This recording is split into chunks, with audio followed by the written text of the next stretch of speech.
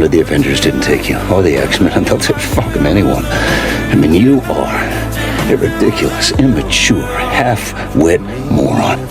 I have never met a sadder, more attention-starved, jabbering little prick in my entire life, and that says a lot, because I've been alive for more than 200 fucking years.